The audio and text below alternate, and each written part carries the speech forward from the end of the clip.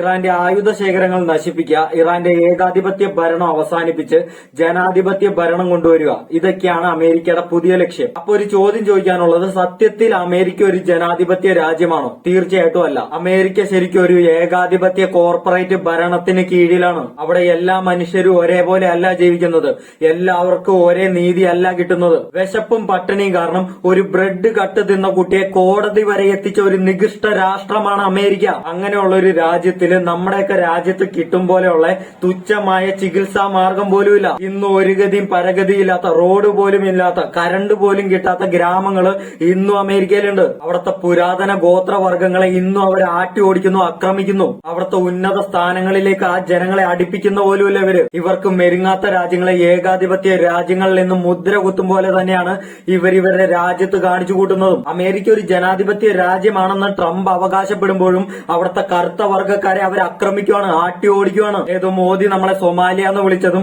Kerala story ഇറക്കി കേരളത്തെ അപമാനിച്ചതും പോലെ തന്നെ ഇന്ത്യയിൽ ജാതിയും മതവും തമ്മിൽ വേർതിരിച്ചുള്ള വിവേചനമാണെങ്കിൽ അമേരിക്കയിൽ ക്ലാസ് പരമായിട്ടുള്ള വിവേചനമാണ് നടക്കുന്നത്. അതുപോലെ ഗോത്രവർഗ്ഗങ്ങൾക്കും ആഫ്രിക്കക്കാർക്കും ഇന്ത്യക്കാർക്കും പാകിസ്ഥാൻ ഇങ്ങനെയുള്ള എല്ലാ രാജ്യങ്ങൾക്കും എതിരെ കമ്മ്യൂണിസ്റ്റ് രാജ്യങ്ങളോട് പോലും അമേരിക്ക വിവേചന ബുദ്ധിയിൽ തന്നെ പെരുമാറുന്നു.